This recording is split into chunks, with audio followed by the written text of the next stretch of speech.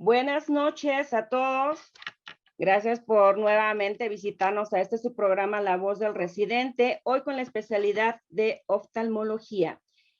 Antes de que se me olviden, permítanme comentarles que la próxima semana, que es la Semana Mayor, no vamos a tener presentaciones de La Voz del Residente, no vamos a tener La Voz del Residente, tampoco vamos a tener la teoría del caso y masterclass. Vamos a suspenderlas esta semana para que todos estén descansando y reactivamos el 15. Bueno, pues después de este pequeño comercial, los saludo nuevamente, les agradezco su participación por vernos nuevamente el día de hoy y les platico rápidamente la dinámica de nuestro programa, si es que es la primera vez que nos sintonizan.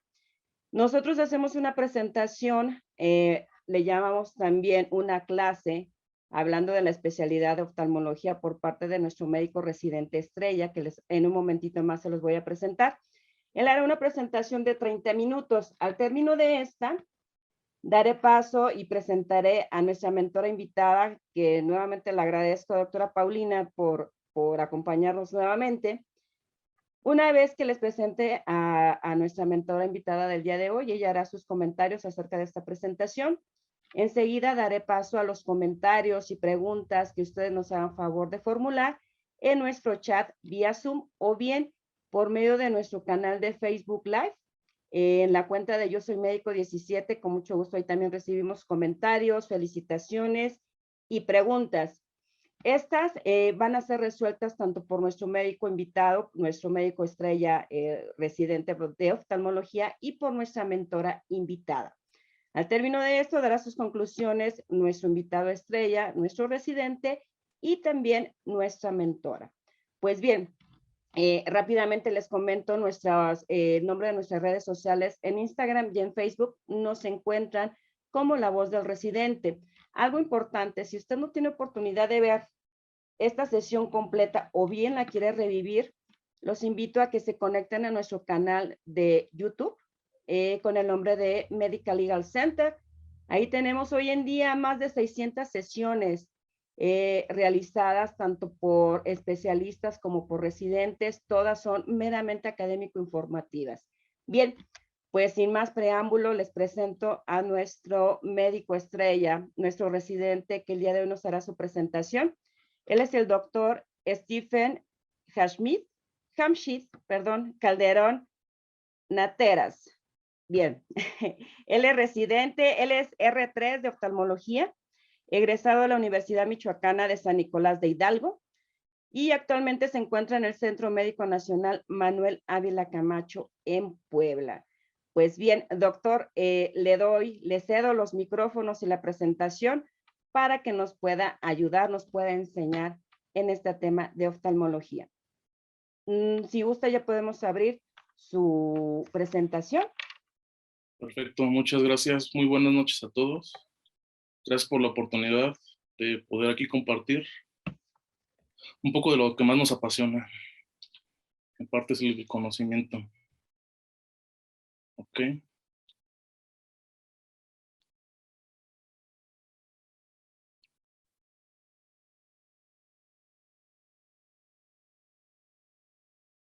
¿Ya se visualiza mi pantalla correctamente? Sí, se ve bien, doctor. Ok. Muy bien, buenas noches. Hoy vamos a platicar un poco acerca de la retinopatía hipertensiva. Ya me presentaron. Vamos a comenzar abordando este tema desde el punto de vista que la retinopatía hipertensiva va a ser una complicación de la hipertensión arterial sistémica. La hipertensión arterial sistémica, dentro de todo el espectro de la enfermedad que representa, a nivel del globo ocular, va a afectar tanto a la retina como a la coroides y al nervio óptico. Va a depender siempre de si la elevación fue aguda o si fue aguda y sostenida, de qué tan rápido se instauró, el grado y nivel de las cifras tensionales, y así pues de correlacionar lo que vamos a tener en cifras arteriales con daño vascular. Aquí es Aquí es bien importante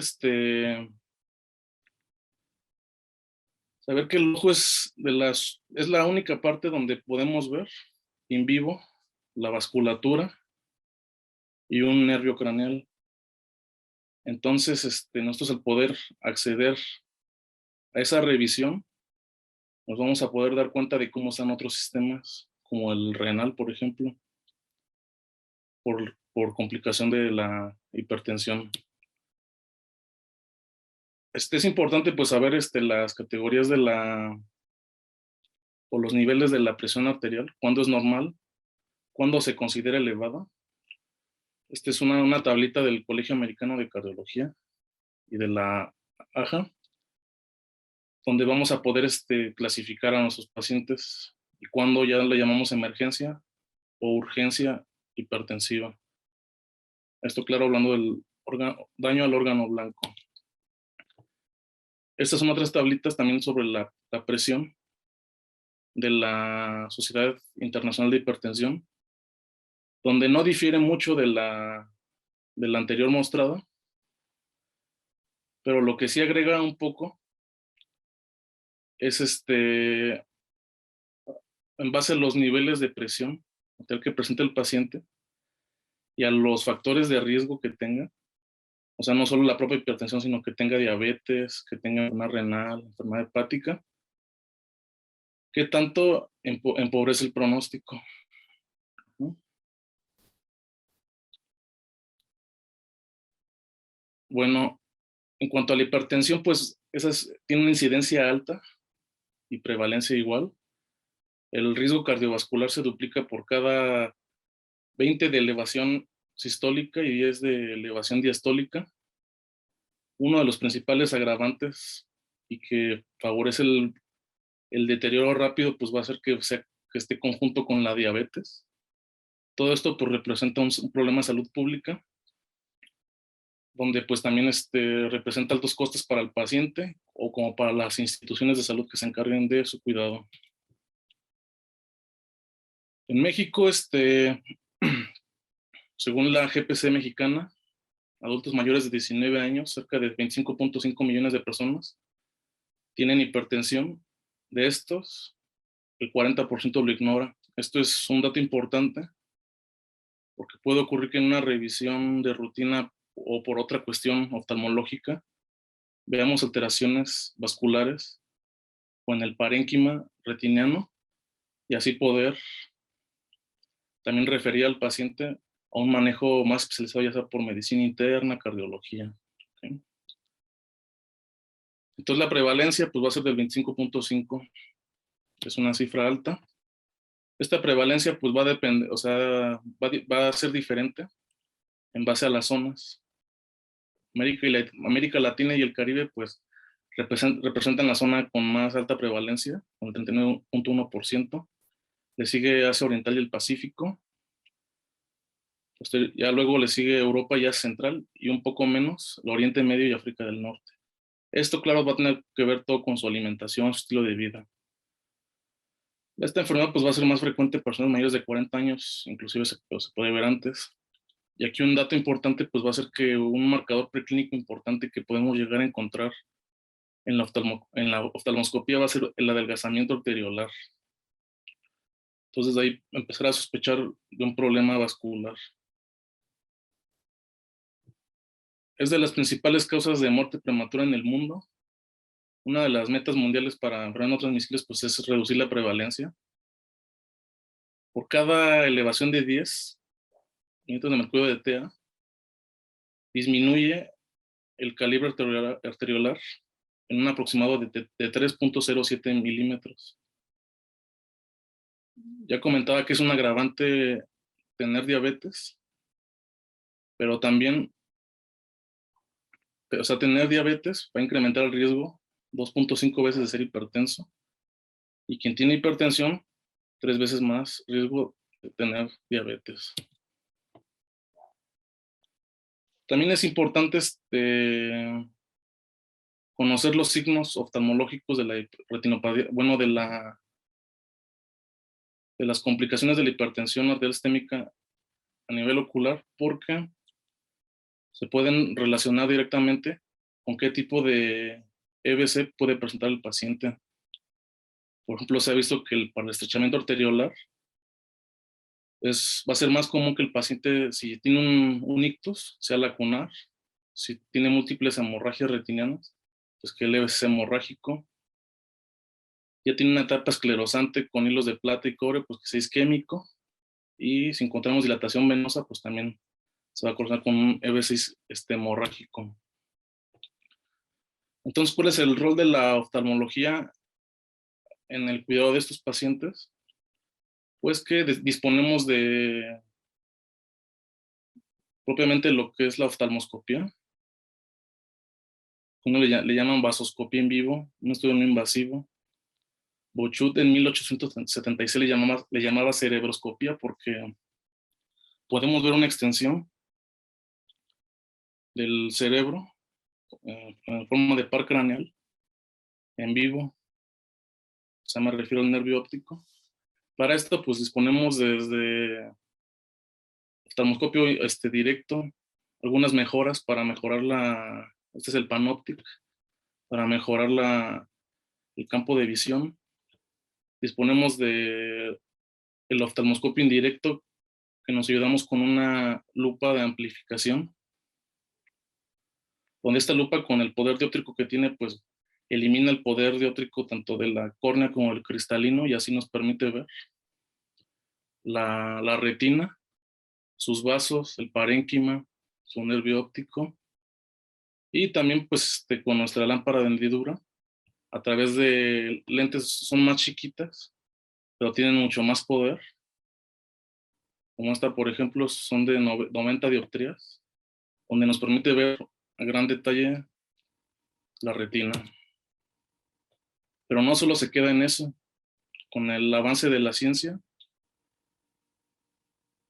hemos tenido estudios, o tenemos estudios más bien, como la angiografía con fluorescencia, que nos permite valorar la vasculatura en tiempo real a través de la inyección de un contraste. También tenemos fotografía de fondo ultra amplio con el aparato Optos o la AGIOCT. Sin duda, pues tenemos un gran arsenal para poder revisar bien las vasculopatías. Ajá. Bueno, en cuanto a la vasculatura retiniana, hay que recordar que tiene características distintas a otros vasos sanguíneos. Hay una ausencia de inervación adrenérgica, por lo que la autorregulación del flujo sanguíneo la va a llevar ella misma, esto mediante su barrera hematorretiniana. Ajá. Esta es una foto clínica de un fondo de ojo, donde podemos ver la vasculatura, que siempre va a emerger del centro del nervio óptico y siempre de forma dicotómica. ¿Sí? Ya también hay un tamaño preestablecido de 3:2, relación arteria-vena, y los cruces que va sobre qué estructura, arteria sobre vena, en la mayoría de los casos, pero también hay zonas donde va la vena sobre la arteria.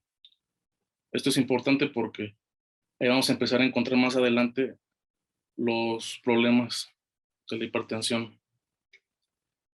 En estas fotos con las fotografías de fluorescencia con fluorescencia, podemos ver cómo se va coloreando, cómo reacciona a la luz, la vasculatura, arterias y venas retinianas. Posteriormente, pues vienen lo que son los capilares.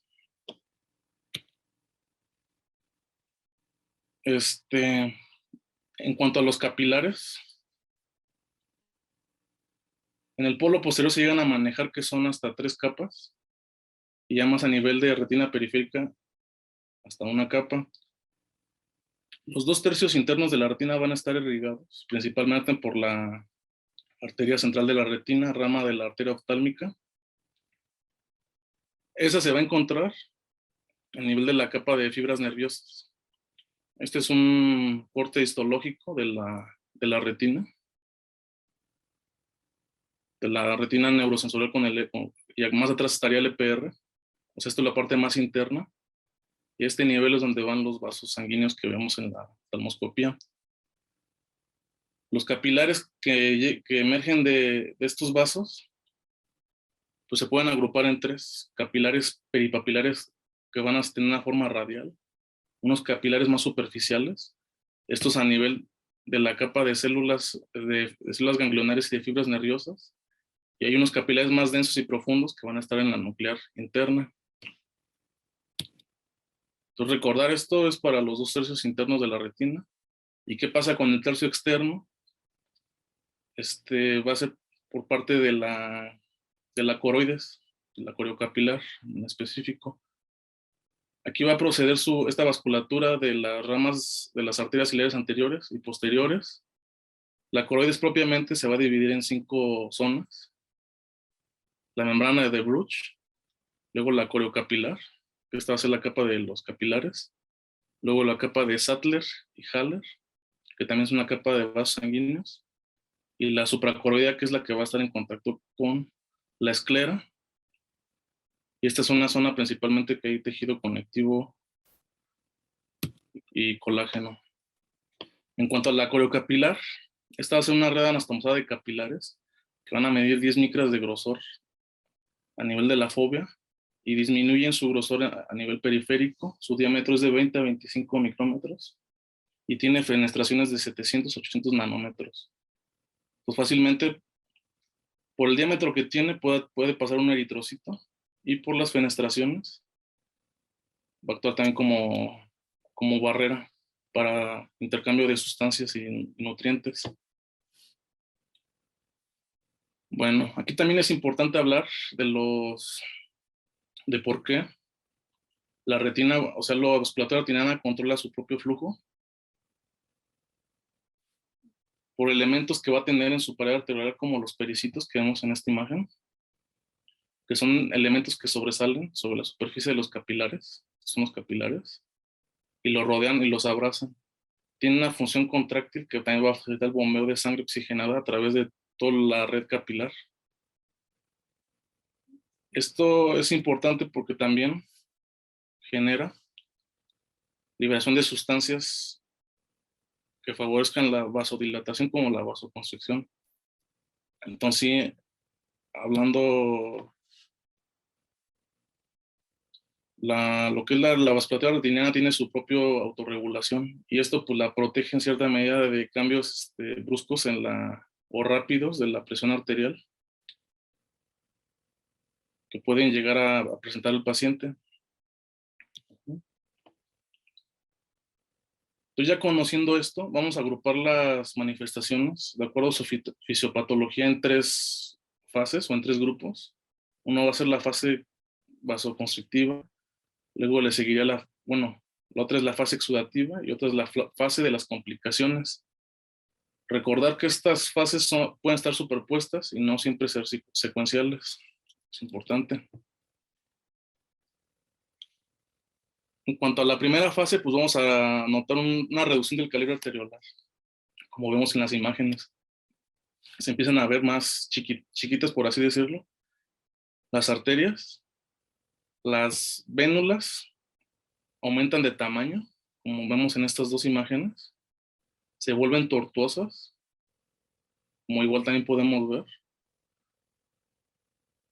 Y en cuanto también a lo que respecta a las arterias, se rectifican, ¿no? Como en este caso, están muy rectificadas y muy chiquitas. Ajá. Esto va a ser, o sea, esto es originado por un aumento o sea, cuando se aumenta la presión arterial, se transfiere directamente hacia los vasos del globo ocular. Inicialmente se van a contraer por un proceso de autorregulación. Posteriormente se produce un vasoespasmo y estrechamiento. Esto va a ser importante, un adelgazamiento arterial difuso. Ajá. Esto cuando lo revisemos nos va a traducir una disminución de la relación arteriola-vénula, donde se van a alterar, y ya podemos sospechar. Aquí les vuelvo a poner la imagen donde vemos cómo se rectifican y se rectifican y se hacen más chiquitos. Cuando vemos el fondo de ojo, las arterias son las que tienen como una columnita más brillosa, que es el flujo laminar. Y esto vendría siendo una vena. Entonces, aquí pues claramente ya se perdió la relación arteria-vena. En cuanto a la fase esclerosante, o también ya llegan a mencionar como una fase crónica, pues la presión elevada ya persistente en el tiempo va a superar el tono vascular compensatorio que tiene la retina.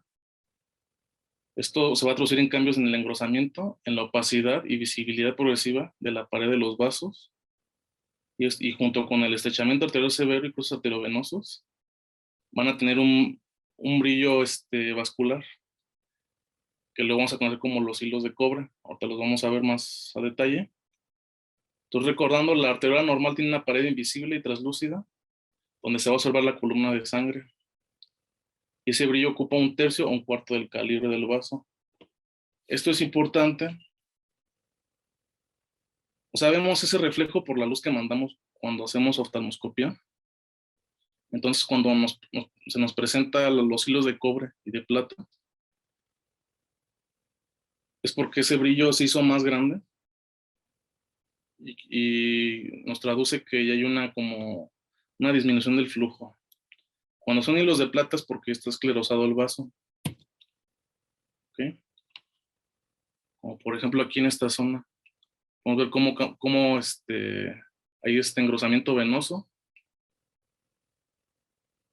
Ahí se adelgazó la arteria. Acá hay unos cruces que también vamos a ver más a detalle. De la fase exudativa, pues aquí esto se da cuando, a pesar de todos los mecanismos compensatorios, ya hubo una interrupción manifiesta de la barrera hematorretiniana.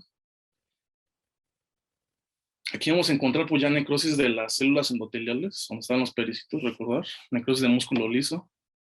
Esto nos va a condicionar isquemia de tejido.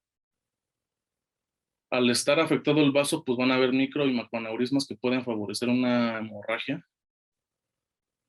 Y la presencia de isquemia, que posteriormente se infarte, pues vamos a ver como exudados. ¿Okay? Y aquí es donde ya entramos a lo que es la clasificación de la retinopatía hipertensiva. La más conocida va a ser la de Kate Wegener-Becker, donde aquí vamos a tener 4 grados. Lo más importante de esta clasificación va a ser que tiene una correlación con supervivencia de los pacientes, en base al grado que le asignemos a cada paciente. Vamos a ver su sobrevivencia. O sea, sí, en ese aspecto es importante. La desventaja de esta clasificación es que no distingue entre cambios esclerosantes producidos por la enfermedad, como los producidos o que son producto del envejecimiento del paciente. Entonces ahí puede haber como un sesgo, por así decirlo.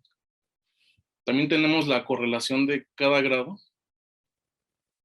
con el significado clínico, ya sea un paciente sin síntomas y sin compromiso sistémico, o una hipertensión moderada, o una hipertensión activa y crónica, o una hipertensión ya muy grave y activa. Ajá. Aquí los tenemos, el grado 1 con estrechamiento arteriolar y dilatación y tortuosidad de venas. Esto va relacionado con lo que les platicaba ahorita de las 3 fases que encontramos en la fisiopatología.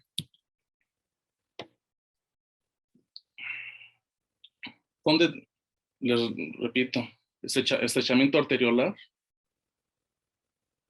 Luego ese estrechamiento por el mecanismo compensatorio primero es como global, por así decirlo, y luego se hace focalizado. Y encontramos ya alteraciones a nivel de los cruces entre la arteria y la vena. Aquí vemos un área de estrechamiento focal. Y acá ya hay hilos de cobre. ¿Okay?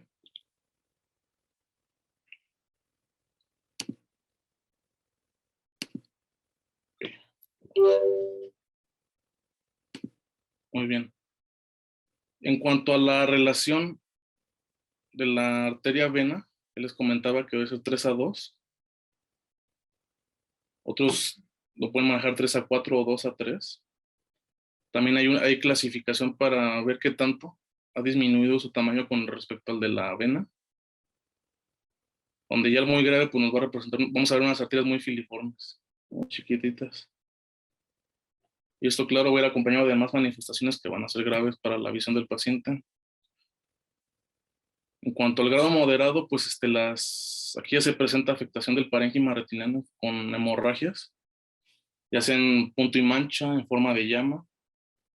Su configuración va a depender de qué estrato de la retina está afectado. Aquí en la imagen superior derecha, pues vemos hemorragias en llama, son más alargadas. Las microhemorragias son como puntitos. Oftalmoscópicamente es difícil distinguir entre microhemorragias y microaneurismas. Nos podemos ayudar con la fluorangiografía, porque ya que o sea, la microhemorragia va a tener pérdida de colorante y el microaneurisma no, o sea, va a haber fuga. ¿Okay? Entonces es una manera pues de darnos cuenta de la diferencia. Otra también es del tamaño, pero son diferencias muy sutiles. Y aquí también encontramos manchas algodonosas. Esto representa zonas infartadas en el parénquima retiniano. Ya cuando se habla en el grado que es maligno, pues ya hay signos de la anteriores, de la moderada que les comentaba, ya combinados con afección del nervio óptico. Por ejemplo, aquí en la imagen vamos a ver ya en lugar de ser una papila de colores, de bordes normales, no difusos, no sobrelevados, aquí vemos ya una papila totalmente de bordes irregulares y difusos, donde hasta inclusive hay desplazamiento de la emergencia vascular. Añadamos esto, presencia de hemorragias en llama, presencia de exudados algodonosos. Otra clasificación que existe, que es importante saber, la de Shea, donde también se va a dividir en 4 grados. Esta no va a tener lo del anterior sobre la correlación con la supervivencia de los pacientes, pero va a tener igual la desventaja de que no distingue entre los cambios esclerohipertensivos, bueno, esclerosantes de los vasos, que es por la edad o por la propia enfermedad. Aquí el grado 1, pues el reflejo arterial luminoso arterial con compresión van a ser mínimos, pero hay estrechamiento. En el 2 ya aumentan los signos y hay desvío de las venas en los cruces. Ahorita vamos a ver qué nombre recibe y qué grado le corresponde. El grado 3 ya hay arteriolas sin hilo de cobre y una marcada compresión arteriovenosa. Y el grado 4, pues ya arteriolas sin hilo de plata, que es lo que nos hace pensar ya en una fase esclerosante crónica. Una clasificación que también que es a mi parecer es más completa, sería esta de Puig-Solanes, donde aquí va a dividir los signos, o bueno, los hallazgos, en angiopáticos, o sea, a nivel de la vasculatura, a nivel del parénquima, y a nivel del nervio óptico. Y cada uno nos va a decir si la hipertensión lleva poco tiempo activa o es de reciente instauración. Vamos a verlo de más de cerca. Cambios angiopáticos, en nos lo dividen en 3. En angiotónica, donde aquí su nombre lo dice, va a haber un estrechamiento uniforme de las arteriolas, recordando la fisiopatología. Y esto nos va a hablar de hipertensión arterial poco activa o de reciente diagnóstico. El otro apartado va a ser la angiospástica, donde las constricciones ya van a ser localizadas, igual recordando la fisiopatología. Aquí esto nos va a traducir en una hipertensión arterial activa y poco antigua. Luego le va a seguir la angioesclerosa, donde va a haber un aumento del reflejo arterial con los signos de hilo de cobre y plata, donde ahí la hipertensión va a ser antigua, pero poco activo. Esto ya son cambios esclerosos. Entonces este apartado va a ser exclusivamente a nivel vascular, los vasos. En cuanto a la afección del parénquima retiniano, también tenemos angiotónico. O sea, además de los cambios angiotónicos vasculares, vamos a encontrar lo que le sigue a nivel de la fisiopatología, que sería presencia de hemorragias y exudados. Aquí también nos relaciona una hipertensión activa y reciente, pero más severa, por lo mismo de hemorragias, exudados y alteración del parénquima retiniano. La otra, la angiospástica, ya tenemos lesiones edematosas y recientes, pero más severas que la anterior, y la angiosclerosa, un buen de hemorragias, lesiones no edematosas, y ahí la traducción pues nos dice que va a ser una hipertensión arterial activa y crónica, pero ya más severa, donde ha habido episodios de descontrol. Y en cuanto al tercer apartado, va a ser el nervio óptico, donde a diferencia de las anteriores, donde tenía angiotónicas, angiospástica y angiosclerosa, aquí solo va a tener dos apartados, angiospástica y angiosclerosa. En cuanto a la angiospástica, va a haber congestión y edema de la papila, como una imagen que les presentaba anteriormente. Aquí la hipertensión va a ser muy grave y activa, y la angiosclerosa, donde va a haber atrofia de la papila, donde va a ser una hipertensión muy crónica y con secuelas.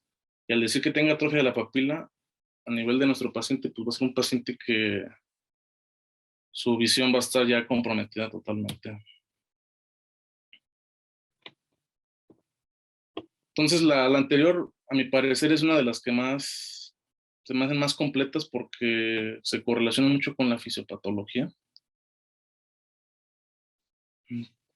de la hipertensión, junto con los hallazgos oftalmoscópicos y relacionarlos a cómo está la presión o qué tanto tiempo lleva la presión en estos pacientes. Hay otras tablitas donde ya específicamente nos van a, como esa que les presento, nos van a mencionar ya los cambios seniles o los cambios ya propiamente de la enfermedad hipertensiva. Hay que recordar que va a haber un engrosamiento de la pared de los vasos en cierta etapa, junto con hialinización de la íntima, hipertrofia de la túnica media, una hiperplasia endotelial. Ahí va a ser donde va a comenzar a fallar la barrera hematorretiniana y el pinzamiento arteriovenoso o el cruce, ahorita lo vemos.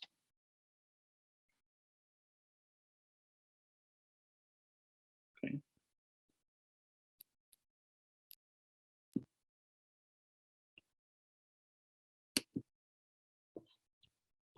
Y cuando hablamos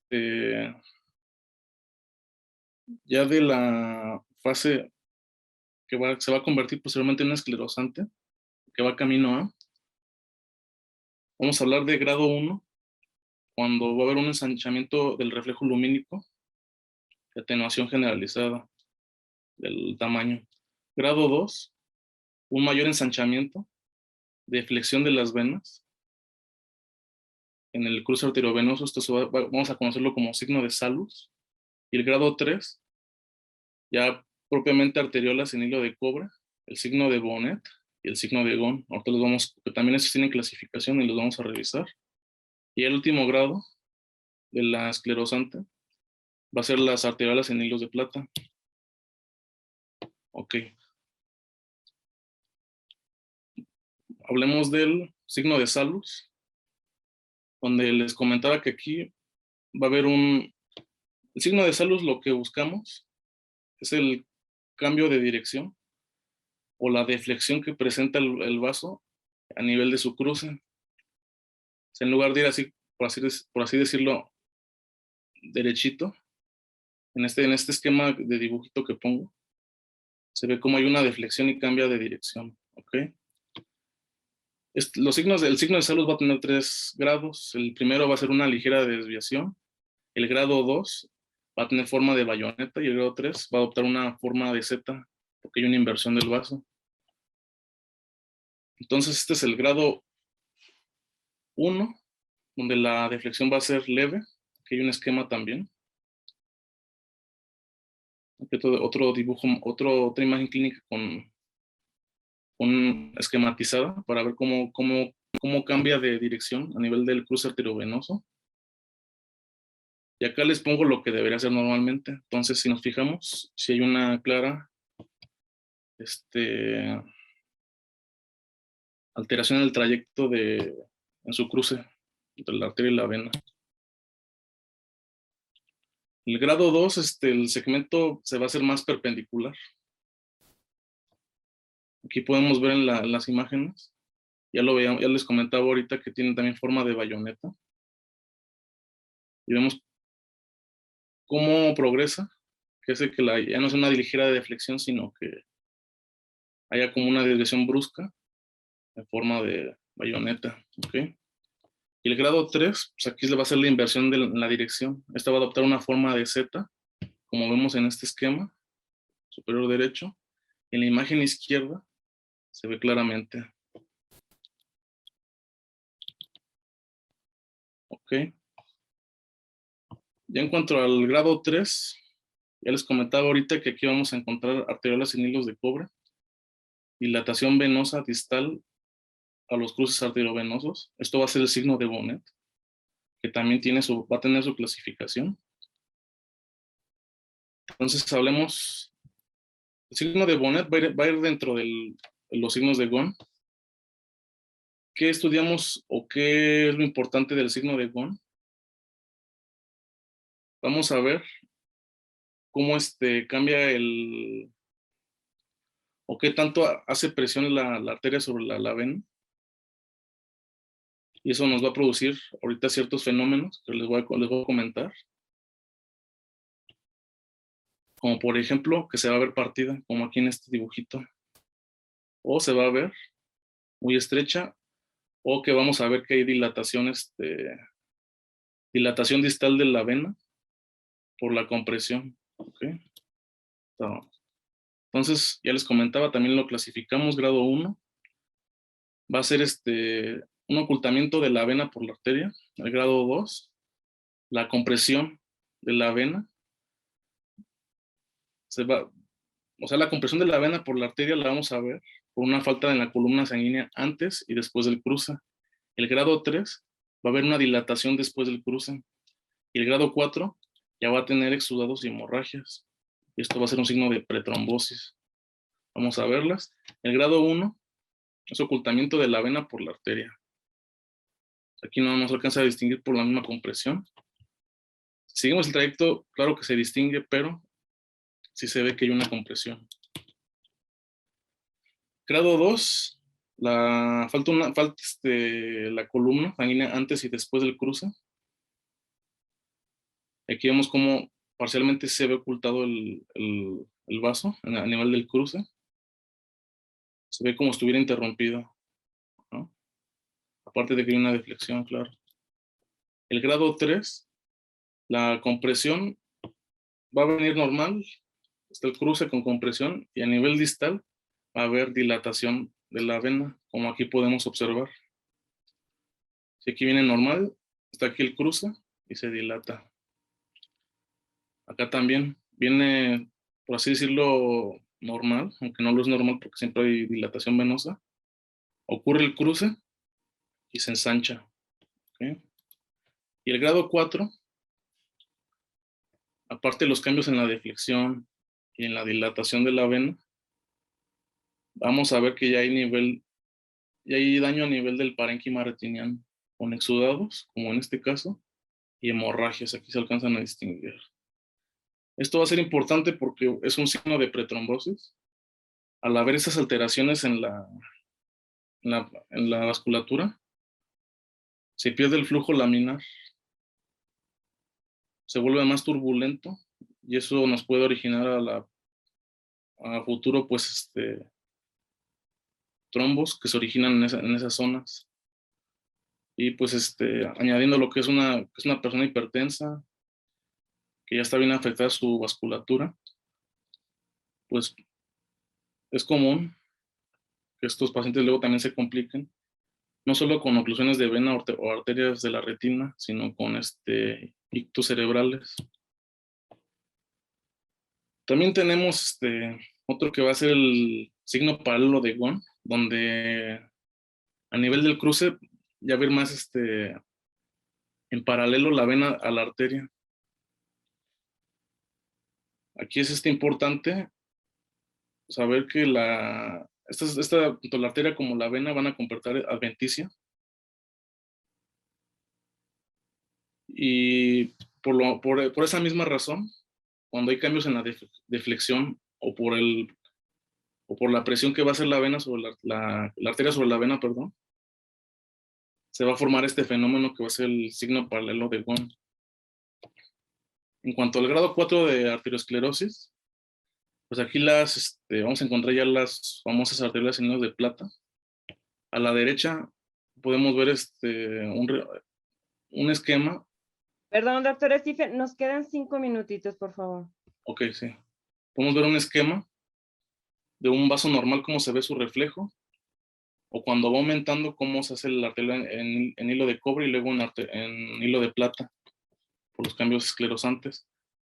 En cuanto a las complicaciones de la complicación, macro y microaneurismas que nos pueden provocar una hemorragia vítrea, oclusión de arteria o de vena, a nivel ocular, sistémicas hay más, o formación de membrana epirretiniana, que también puede comprometer mucho la visión del paciente. Esto se puede dar por afecciones inflamatorias y se forman, hay proliferación celular y se forma la membrana epirretiniana. Ahora pasando al año de la coroides por la hipertensión, esta siempre va a estar relacionada con qué tan agudo fue la instauración. Se va a dar más frecuente en pacientes jóvenes. Aquí, particularmente en estos pacientes, va a haber vasos flexibles y no esclerosados. Aquí es donde entra o sea, cuando un paciente tiene urgencia hipertensiva, va a tener daño de la coroides en los estados hipertensivos del embarazo, en pacientes con hipertensión secundaria, sea con nefropatías o feocromocitoma, por ejemplo. Aquí lo que vamos a encontrar, hacia grandes rasgos, trasudados, microaneurismas, hemorragias en llama, exudados duros y algodonosos, tumefacción del nervio óptico y una disminución de la función del EPR. Esto nos va a provocar un desprendimiento de retina exudativo. Ajá. Esta es una imagen de una paciente que tuvo hipertensión inducida por el embarazo, donde podemos ver pliegues a nivel de la mácula, y esto pues nos condiciona bastante la visión. Oftalmoscópicamente va a haber una perfusión, una perfusión parcheada de la coriocapilar, una necrosis fibrinoide, y con isquemias, zonas de isquemia focales, que a la oftalmoscopía vamos a verlas como las manchas de Elchi, que son lesiones amarillas pálidas bien demilitadas y con pigmentación posterior por infarto tisular. También las podemos ver. Ajá. Otro signo que podemos encontrar van a ser las estrías de Siegrist, que va a ser por hiperpigmentación de configuración lineal sobre las arterias coroideas. Esta pigmentación pues, viene por la hipertrofia e hiperplasia del EPR, y pues las estrías van a ser radiales y van a ir hacia la periferia. Ya les comentaba de la geografía con fluorescencia, donde podemos ver un estudio en vivo del flujo retiniano, capilar, y coroideo, y qué podemos llegar a encontrarnos. En cuanto a su tratamiento, no hay un tratamiento oftalmológico específico para la retinopatía. El tratamiento va a estar encaminado a un buen control de la tensión arterial, con lo que se puede obtener reversibilidad o que se detenga el proceso dañino hacia el parénquima retiniano. Disminuir los factores de riesgo también es bien importante: tabaquismo, sobrepeso, el estilo de vida. Referir siempre al especialista, ya sea en médico internista, nefrólogo, cardiólogo, para excluir factores asociados, ya que puede esto ser lo primero de una cadena sucesiva de enfermedades que pueden afectar al paciente. Y pues cuando un paciente nos llegue con una retinopatía hipertensiva maligna o con signos oftalmológicos, pues o sea, es más importante de igual manera. La pérdida visual irreversible es rara, propiamente por la enfermedad, pero como vienen siempre acompañados por diabetes, pues ahí ensombrece mucho el pronóstico. Y si es exclusivo con pura hipertensión, si hay atrofia del nervio óptico, pues sí, ya la visión queda comprometida totalmente. Todo esto es importante porque podemos, o sea, lo que vemos a nivel del parénquima retiniano va a ser igual a nivel renal, cardiovascular y cerebral. Entonces, por eso la importancia de una buena exploración oftalmológica y una referencia adecuada al especialista para que pueda darles la terapia farmacológica más exacta posible y no llegar a extremos donde hay atrofia del nervio óptico u otras complicaciones. Y pues las conclusiones, la retinopatía hipertensiva crónica pues rara vez va a causar una pérdida visual significativa, esto por las medidas, tratamientos y atenciones que luego se dan a los pacientes. Los cambios pues pueden detenerse cuando se trata la hipertensión, pero va a persistir el estrechamiento arteriolar, la rectificación de vasos y los cambios arteriovenosos. La hipertensión maligna, pues su mortalidad va a ser muy alta, 50% en 2 meses y casi 90% al final del año. Y como ya comentaba, aparte de dañar a nivel macular, que también es importante, pues ya si nos afecta la papila óptica, pues va a ser muy malo. O si empezamos a tener cambios a nivel del EPR con un posterior desprendimiento oxidativo, pues también va a ensombrecer mucho el diagnóstico y por lo tanto la calidad de vida del paciente. Por eso la importancia de siempre revisar adecuadamente la conciencia de los pacientes. Si no está controlada bien su presión arterial, pues hacer un énfasis e ilustrarlo de cómo debe tomarse su presión. Si no está controlado, pues vuelve a ir con el médico para que te controles, porque si no, esto va a avanzar y va a empeorar todo. Y pues con eso termino mi plática.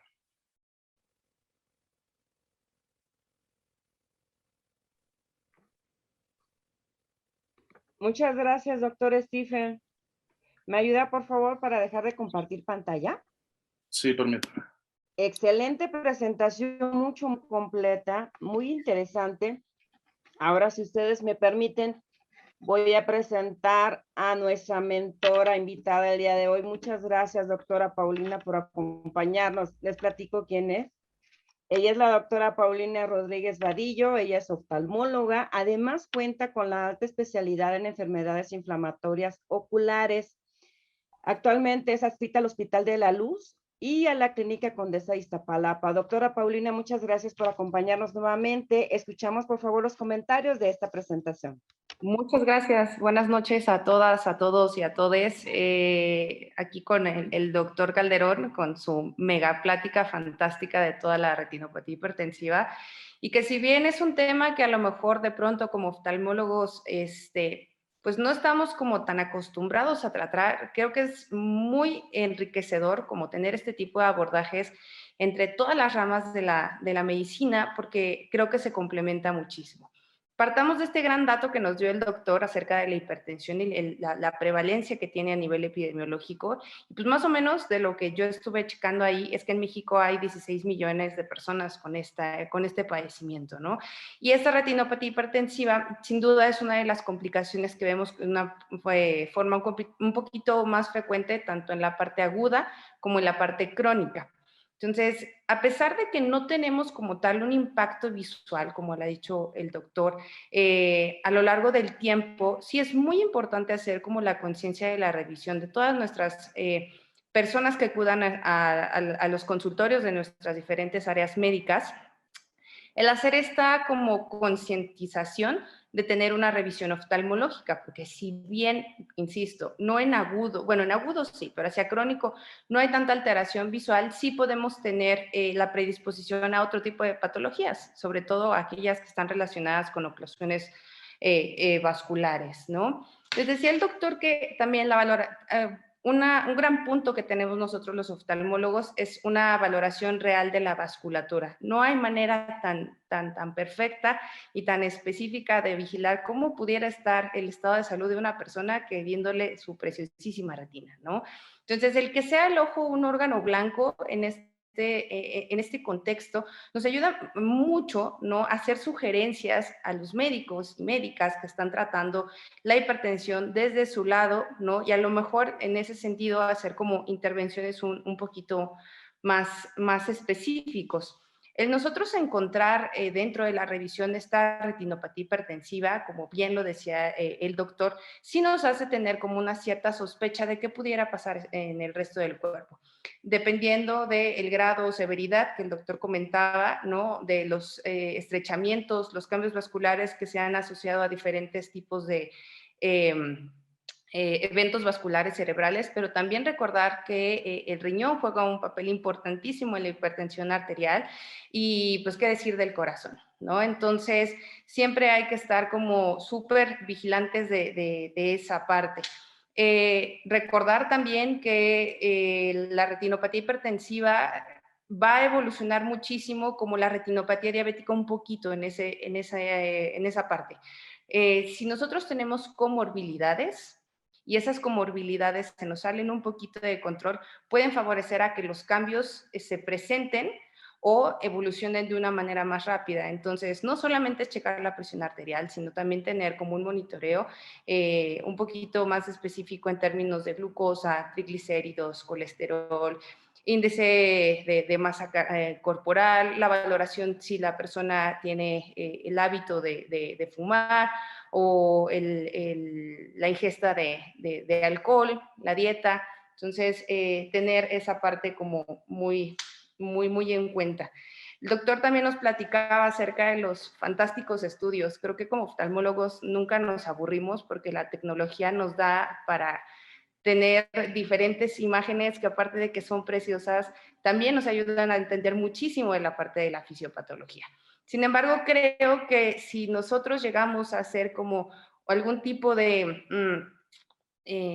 pudiéramos decirlo hasta como un curso, ¿no?, con los médicos que no son oftalmólogos, para poder entrar a través de una pupila que tal vez ni siquiera necesite estar dilatada y ver los cambios vasculares, ¿no? Creo que desde ahí pudiéramos hacer un mayor impacto en la salud de nuestros pacientes, ¿no?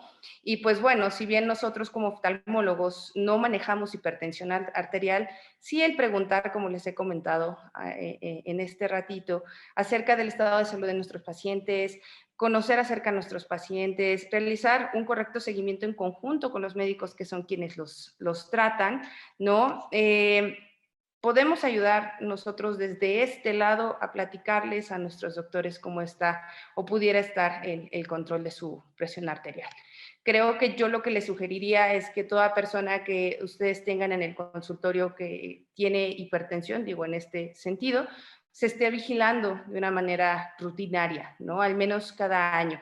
Las guías mencionan un poco que toda persona que tiene hipertensión arterial se revise una vez al año posterior a los 60, pero ya a los 60 nos ayuda muchísimo porque no solamente vemos los cambios asociados a hipertensión, sino vemos otras patologías que pueden presentarse de manera concomitante, no relacionada a hipertensión arterial, asociado al paso del tiempo. Entonces, es un ganar-ganar para muchos de nosotros, ¿no? Y pues la vigilancia de las comorbilidades y pues siempre la cuestión de nuestro vínculo oftalmólogo médico tratante toda la vida siempre va a ser súper valioso. Y Muchas gracias, doctora. Perdón. Plática. Muchas gracias, doctora Paulina, por sus valiosos comentarios. Si ustedes me permiten, voy a leer rápidamente las preguntas, saludos de todos nuestros asistentes. Muchas gracias al doctor Luis Sierra por sintonizarnos, por estar presente. Él es de Guadalajara. Ay, de Guadalajara. Muy bonito. Saludos, doctor. Jalisco. Muchas gracias. A ver si conocen, también nos escribió el doctor Jesús Ángel. Él nos acompaña desde Acapulco, Guerrero. Qué rico. Wow. Sí, sí. Bienvenido, muy bien. Calor. Saludos. También lo felicita, doctor Calderón, lo felicita la doctora Gina. Dice, felicidades, doctor, excelente exposición de parte de Gina Luce. No sé si lo pronuncié bien, perdóname, por favor, si no lo hice bien. Gutiérrez, es desde el sur de la Ciudad de México. Dice, no se hace de rutina como parte de la EF, a veces porque no hay equipo y también porque en particular después del COVID ni siquiera hay contacto con el paciente. ¿Qué comentarios les merecen el doctor Calderón, doctora Paulina? Yo, bueno. Sí, tú. Ah, en Digo, este caso, de la residencia, que estás en un pues, centro médico, ¿cómo te ha funcionado esta parte? pues desde que hay pandemia siempre es revisar a los pacientes. Los pacientes no han dejado de acabarse. Siempre va a haber pacientes diabéticos, hipertensos. Y como oftalmólogos es revisar el fondo de ojo. O sea, incluyendo en nuestra lámpara de hendidura, con una cercanía facial importante. Igual nos han puesto ahí como protectores, pero no sé, o sea, siempre debemos de revisarlos. Y ya sea que no sean oftalmólogos, se supone que en la mayoría de las escuelas del país se enseña la oftalmoscopia directa. Y pues es muy sencilla, nada más es cuestión de que haya alguien que les quiera enseñar con ganas para que puedan entrar a ver el fondo de ojo y cuando logran ver una estructura, ya sea un vasito, pues se nos sale una sonrisa cuando lo ven. Pero sí, siempre hay que hacerlo, yo pienso eso. Sí, en esta parte creo que yo estoy de acuerdo con el doctor Calderón. No han dejado de llegar, entendemos esta parte, ¿no? Digo, porque no es como lo que la doctora probablemente Medina sea lo que haga de manera, como dice bien ella, rutinaria. Y es totalmente respetable. Yo tal vez no me animaría tampoco, si no fuera oftalmóloga, a acercarme tanto a una persona en esta época de la vida con el COVID. Sin embargo, creo que ahorita con esta cuestión de los esquemas de vacunación, creo que todos hemos empezado como ya a ganar esta cercanía con las personas en el término de la exploración física, como lo bien dice la doctora Gaby. Y pues, doctora, lo que usted necesite, a veces no se tiene la herramienta, como usted muy bien lo dice, pero afortunadamente hay grandes centros médicos como el del doctor y muchos aquí en la ciudad que pudieran apoyarle en ese sentido para que también, o sea, la gran parte de los que hacemos esta rama de la oftalmología, que son las inflamatorias oculares, es buscar ese vínculo, ¿no? Con el resto de las especialidades. Entonces, doctora, estamos a sus órdenes. muchas gracias por sus comentarios. Seguimos. Dice el doctor Eric Daniel. Doctor Calderón, excelente presentación. Un abrazo, hermano. Saludos desde Toluca, Estado de México. Nos los saluda también la doctora Marisol Espinosa desde el precioso estado de Tlaxcala. Dice Cirina Cañedo Castro. Excelente plática. Muchas gracias, doctor. Muy interesantes. Doctora Gabriela ya les da las gracias por su comentario. Y tenemos uno más que dice Saúl Hernández, el doctor Saúl Hernández, aprendí a ver fondo de ojo elemental, muy útil para sospecha diagnóstica inicial. Pues bien, sin más, ya leyendo las felicitaciones, les agradezco mucho esta plática tan constructiva, doctor Calderón, doctora Paulina, muchas gracias por sus comentarios, por su participación. Comentarios finales, por favor, doctora Paulina, y enseguida sigo con el doctor Calderón.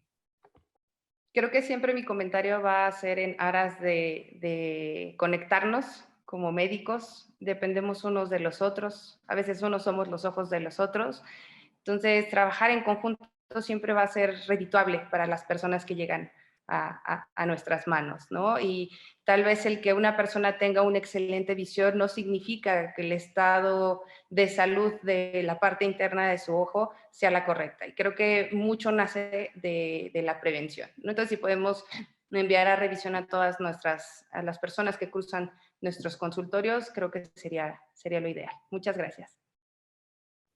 Gracias a usted, doctora Paulina. Muchas gracias por acompañarnos. Doctor Calderón, por favor, sus comentarios finales. Pues mis comentarios van a ser de agradecimiento. Muchas gracias por permitirme este espacio para hablar de uno de los temas que tanto me gustan.